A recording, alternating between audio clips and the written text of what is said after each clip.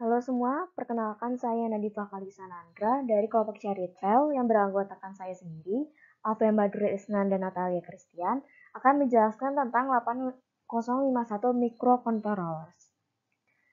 Nah, sebelumnya saya akan menjelaskan tentang perbedaan dari microprocessor dan microcontrollers.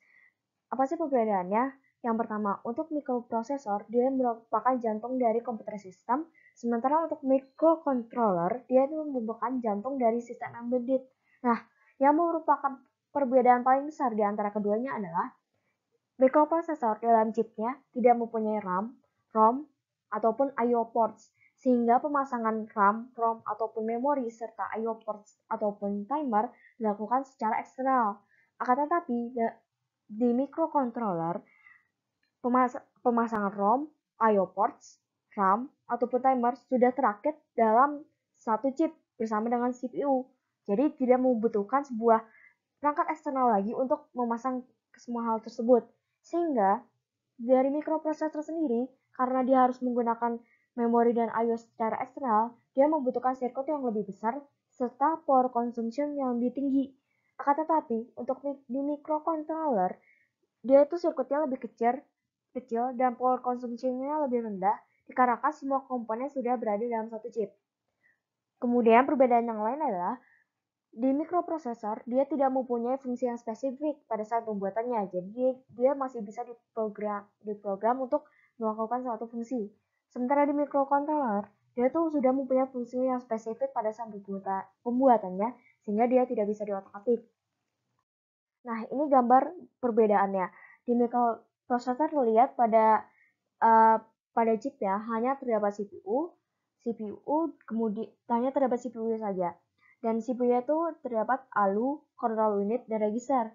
Kemudian pada microcontroller dia sudah terdapat CPU, I/O ports, counters, timers, RAM, dan ROM. Kemudian soal berikutnya adalah what is embedded system? Apa itu sistem embedded? Nah, embedded system atau sistem embedded adalah kombinasi dari perangkat lunak dan perangkat keras dari sebuah komputer. Entah itu sudah ditetapkan penggunaannya atau dia dapat diprogram kembali atau programmable. Yang didesain untuk sebuah fungsi khusus atau fungsi yang dengan sistem yang lebih luas. Nah, sistem embedded juga merupakan sebuah sistem komputer yang merupakan kombinasi dari prosesor, memori, I/O, I/O atau input output yang mempunyai fungsi khusus dalam sistem mekanik ataupun sistem listrik yang lebih besar. Oke, perkenalkan kembali. Nama saya Natalia Christian. Sekarang saya akan menjelaskan tentang keuntungan kenapa kita menggunakan microcontroller dalam embedded system. Jadi kalau misalnya kita lihat dari sini, saya membandingkan dengan microprocessor. Keuntungan microcontroller dalam embedded system adalah dari size sendiri lebih kecil daripada microprocessor. Kemudian reliability-nya dan juga integrasinya lebih tinggi daripada microprosesor, serta dalam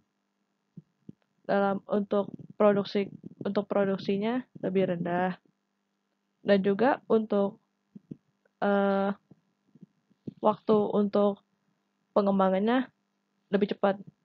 Nah, kenapa di sini bisa diambil seperti itu? Karena kalau misalkan kita lihat microcontroller itu uh, terdiri dari beberapa microprosesor. Sedangkan microprosesor sendiri itu terdiri dari beberapa ataupun banyak ALU atau juga disebut arithmetic logical unit. Jadi microprosesor ini integrasinya kurang, kenapa? Dan juga membutuhkan lebih banyak komponen dalam embedded system karena microprosesor tersebut tidak mempunyai sistem untuk output dan inputnya itu sendiri, sehingga kalau misalkan kita mau pakai microprosesor untuk input dan output kita harus membeli barang untuk input dan output itu sendiri. Tapi untuk microcontroller karena terdiri dari microprosesor, jadi sudah ada untuk input dan outputnya, sehingga dalam komponen lebih terjangkau. Tapi untuk microprocessor sendiri, sama-sama microcontroller dan microprocessor ini sama-sama bisa diprogram. Oke. Untuk kelemahannya dalam embedded system ini, microcontroller ini dibanding microprocessor memiliki memori yang lebih sedikit dalam microprocessor. Sehingga karena memorinya sedikit, maka untuk melakukan inputnya dia lebih terbatas daripada microprocessor. Kalau misalkan microcontroller cuma berapa input, microprocessor bisa 1 juta input dalam sedetik. Kalau microprocessor itu sangat bergantung sama software. Jadi kalau misalkan softwarenya ada error, ya udah semuanya nggak bisa jalan microprosesornya.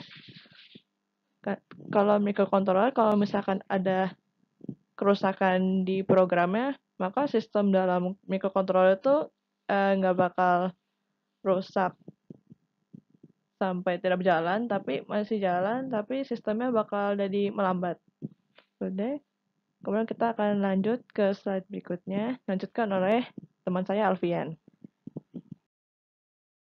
Baik, perkenalkan kembali, nama saya Alfian Barulisnan. Di sini saya akan menjelaskan tentang bagaimana kriteria untuk memilih sebuah microcontroller. Nah, tadi kan sudah disebutkan bahwa microcontroller itu berbeda dengan microprosesor, di mana microcontroller itu di dalam chipnya itu telah dimasukkan kayak integrated dengan RAM, ROM, ALU, dan lain sebagainya. Jadi kita tuh harus tahu tahu tahu dulu microcontroller itu akan difungsikan untuk keperluan apa. Jadi yang pertama, kriteria untuk memilih microcontroller itu adalah kita memilih microcontroller itu harus sesuai dengan kebutuhan sehingga tercapai efisiensi dan efektivitas yang tinggi. Nah, di sini dapat kita lihat gambar di sini menunjukkan input device dan output device yang dapat digunakan dalam microcontroller. Biasanya ini mungkin di pembelajaran kita menggunakan sensor-sensor seperti ada switch, keypad, terus ada sensor-sensor tertentu, terus output seperti lampu, 7 segment dan lain-lain. Nah, itu bisa digunakan contohnya seperti mungkin kayak bikin apa ya, kayak lampu otomatis gitu. Terus kayak misalkan penguji gelombang air laut kan itu bisa pakai microcontroller. Jadi itu harus disesuaikan dengan kebutuhan pengguna microcontroller nantinya. Nah, selain itu, selain kita harus tahu kebutuhan kita untuk menggunakan microcontroller tersebut, kita juga harus mencapai efisiensi dan efektivitas untuk menggunakan microcontroller itu. Jadi kita tuh harus tahu microcontroller jenis apa yang kita harus gunakan untuk kebutuhan kita. Jadi misalkan nih, kalau misalkan contohnya saya mungkin membuat sebuah project, misalkan pengisi air otomatis. Kan itu merupakan program yang simple ya. Berarti untuk mencapai efisiensi microcontrollernya, kita mungkin hanya membutuhkan microcontroller yang RAM-nya cukup kecil, karena itu kan hanya mendrive beberapa variabel saja. Jadi kita tuh harus tahu juga efisiensi yang dapat digunakan, sehingga nantinya kita akan dapat mengefektivitaskan biaya yang dibutuhkan untuk membuat sistem tersebut. Selanjutnya, selain itu, saat kita memilih microcontroller, kita juga harus mengetahui software-software apa saja yang dapat mendukung saat kita mengembangkan project yang menggunakan microcontroller.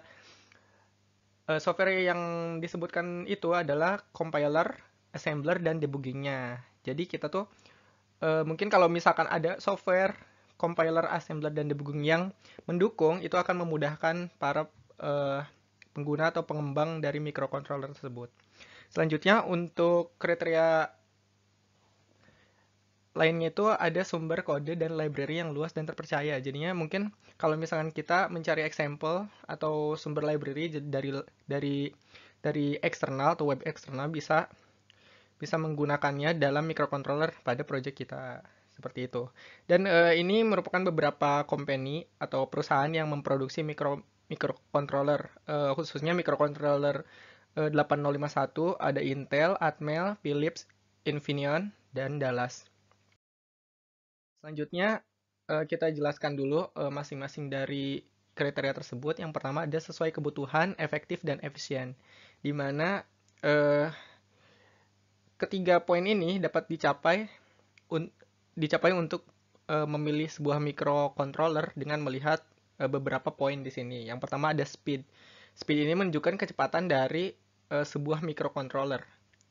Nah, mungkin di sini kecepatannya nanti berupa frekuensi hertz gitu. Jadi dilihat dalam clock generatingnya dalam sebuah microcontroller yang dapat disupport oleh microcontroller tersebut. Nah, kemudian ada packaging. Packaging ini maksudnya adalah interface yang dapat digunakan oleh user dalam microcontroller itu. Misalkan microcontroller itu mempunyai packagingnya di 40, berarti ada 40 pin. Atau mungkin ada yang SMD, jadi bentuknya itu kecil, lebih tipis gitu. Jadi itu mungkin kalau misalnya di solder itu hanya sekali saja, nggak bisa yang buka copot seperti itu. Dan kemudian ada power consumption. Nah, power consumption ini juga penting untuk mencapai efektivitas. Jadi kalau misalkan kita mau bikin aplikasi atau project microcontroller yang ramah lingkungan atau hemat energi, kita juga harus memperhatikan power consumption. Yang biasanya mungkin sekarang udah ada microcontroller yang sampai 1,5 volt, 1,5 volt, 3 volt, 5 volt, dan seterusnya.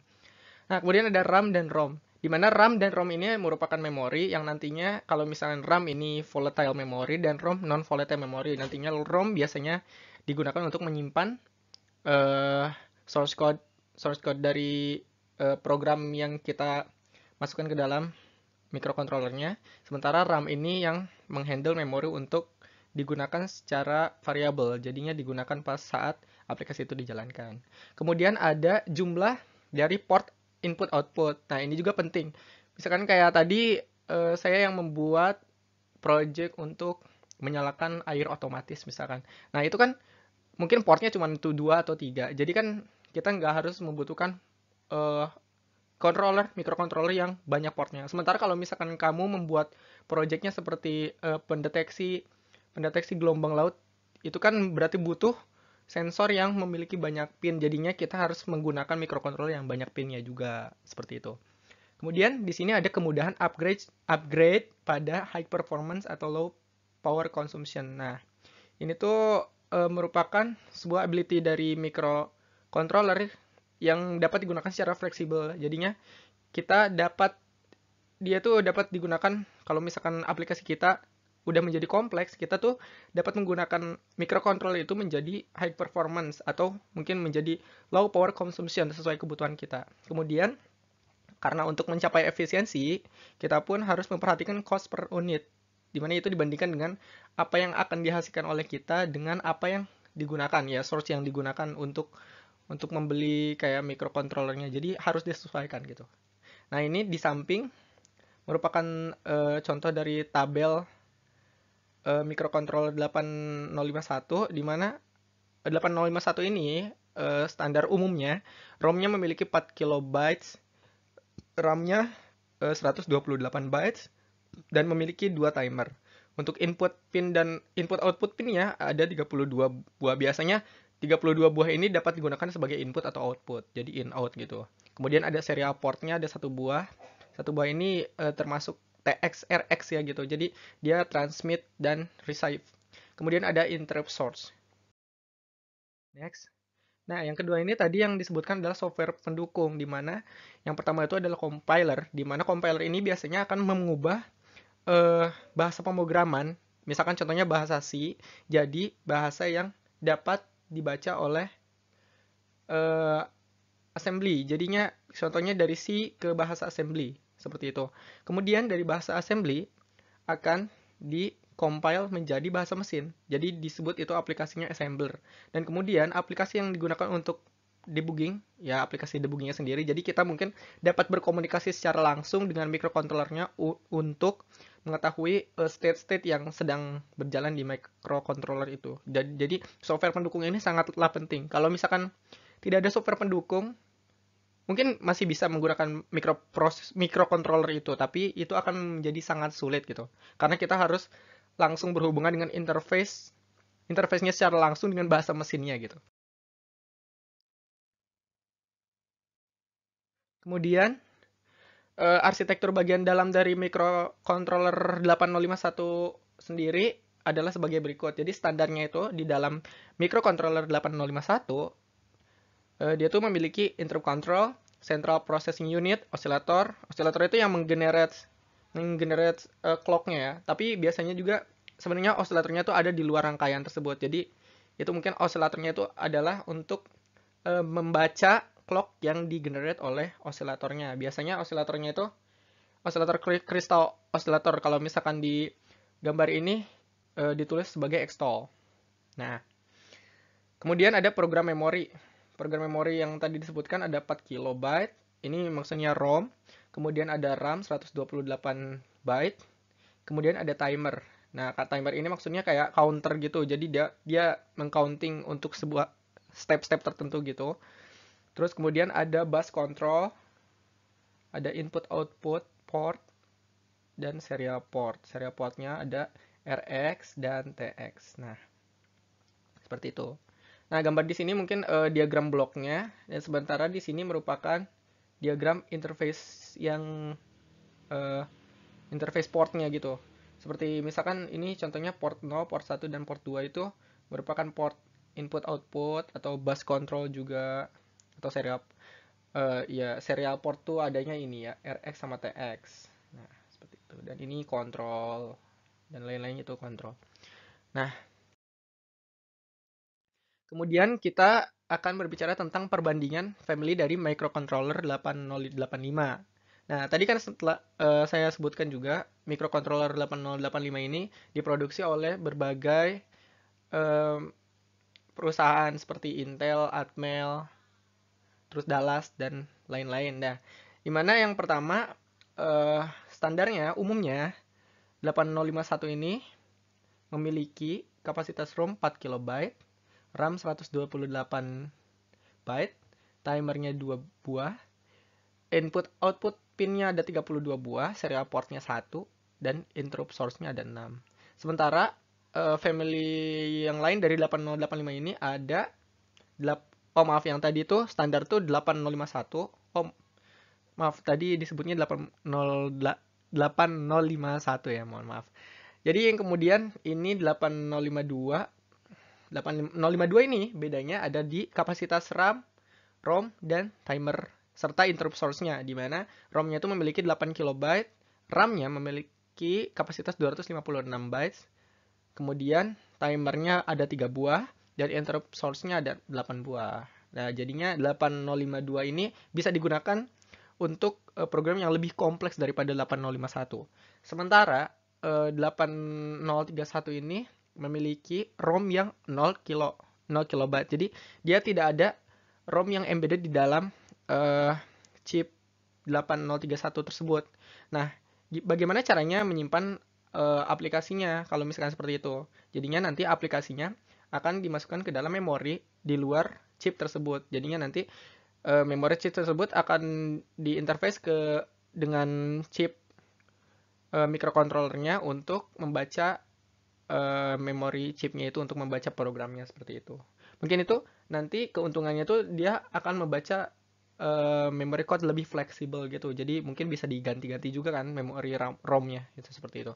Kemudian RAM-nya masih sama 128 sama 8051, 2 timer, input pin outputnya 32, serial portnya 1, dan interrupt source-nya 6. Jadi bedanya di ROM doang ya untuk 8051. Kemudian di tabel berikutnya ada family dari Dallas, dari Maxim Dallas. Nah, di sini dapat kita lihat di sini ada berbagai part number-nya itu beda-beda, menunjukkan perbedaan RAM, ROM, input pin, output pin, timer, interrupt, dan power consumption-nya. Di sini power-nya bukan power sih, ini voltage inputnya doang. Nah, di sini dapat kita lihat perbedaan yang mencolok di sini itu adalah ROM, di mana ROM-nya tuh ada yang menggunakan flash, ada yang menggunakan NVRAM, ada yang menggunakan UV-ROM, ada juga ROMless. Yang tadi itu misalkan 0 kilo kayak yang 8031 tadi. Nah, di sini dapat kita lihat juga untuk tipe yang ini dia memiliki RAM 256. Ini juga sama 256. Nah, untuk yang DSC 5000 dia menggunakan 128 byte RAM. Dan untuk keseluruhan tipe dari Maxim ini dia memiliki 32 input output pins, timernya 3, dan untuk DS5000 ini 2, interruptnya semuanya 6, dan VCC-nya semuanya 5 volt. Jadi mungkin untuk Maxim sendiri dia kegunaannya bisa lebih kompleks karena dia kebanyakan dari jenis-jenisnya itu memiliki RAM yang cukup besar, yaitu 256. Dan apalagi DSC89 C420 atau 30 ini dia mempunyai ROM yang 16 kilo, 440 mempunyai 32, 450 mempunyai 64. Ini sangat besar juga kan, dia juga tipe ROM-nya tuh flash. Jadi ini dapat digunakan untuk aplikasi yang kompleks gitu, kapasitasnya besar, kapasitas ROM yang diperlukannya besar. Kemudian di sini ada family 8051 dari Intel. Nah, Intel ini ditulisnya, oh maaf, ini Atmel ya, Atmel. Jadi di dalamnya ada Atmel itu maksudnya. Dimana di sini dapat kita lihat ROM-nya itu 4 kilo, ada 4 kilo, 1 kilo, 2 kilo, 8 kilo. Nah, RAM-nya juga berkisar antara 64 sampai 128, kebanyakan 128. Dan pin outputnya ada yang 32, ada yang 15. Timernya sendiri ada yang 2, ada yang 1, ada yang 2, 3. Interrupt-nya ada 6, ada 3, ada 6, ada 8. Dan VCC-nya di sini ada yang 5 volt, ada yang 3 volt. Ya, ada yang 5 volt dan 3 volt. Dan ini packaging-nya itu yang deep tadi, yang kita disebutkan di sebelumnya. Ada yang 40 pin, ada yang 20 pin. Nah, dari sini mungkin kita juga dapat lihat ya. Di sini lebih fleksibel kita lihatnya. Misalkan contohnya kita mau membuat sebuah project yang ramah lingkungan, berarti kita boleh nih menggunakan microcontroller yang menggunakan VCC yang 3 volt. Nah, kalau misalkan si program kita tidak terlalu kompleks, kita dapat menggunakan ini. Karena ini ROM-nya hanya 1 kilo dan RAM-nya itu cuma 64 bit, sementara inputnya ada 15 bit. Ini cukup lah untuk project-project seperti project kecil gitu. Kemudian kalau misalnya kita project yang sangat kompleks, kita dapat menggunakan Maxim yang contohnya seperti yang 64 kilo ROM-nya dengan RAM 256 serta input outputnya 32 seperti itu. Jadi ini disesuaikan dengan tadi cara membeli microcontroller yang telah saya sebutkan tadi. Nah, selanjutnya kalau ini juga dari Atmel sendiri, secara lengkapnya sendiri ya di sini. Flashnya ada yang 1 kilo, 2 kilo, 4 kilo, 8 kilo, 20 kilo. Nah, ada juga yang 20 kilo tuh flashnya. 89C55. Kemudian ada input output pinnya di sini. Ini jenis ininya juga ya, memorinya. Ada flash, EEPROM, SRAM, in system programmable juga. Nah, terus di sini ada input output pin, enhanced LED input output. Ini mungkin buat memperlihatkan itu apa koneksinya. Jadi dilihat lewat LED gitu. SPI port, full duplex serial UART, watchdog timer, timer counter, dan sebagainya. Ini bisa dilihat di website resmi yang telah tadi saya perlihatkan di slide sebelumnya. Kemudian di sini ada contoh dari diagram blok di dalam Intel 8051 microcontroller, di mana ini arsitekturnya ya seperti ini. Dapat dilihat di sini ya, ada port-portnya, terus ada timer yang telah kita sebutkan tadi. Ada RAM-nya, ada alunya ya sebagai CPU-nya, ada intro dan sebagainya. Ini juga oscillator yang tadi kita setelah sebutannya. Nah, seperti itu.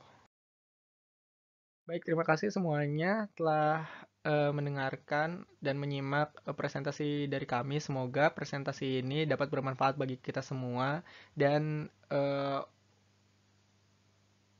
wassalamualaikum warahmatullahi wabarakatuh.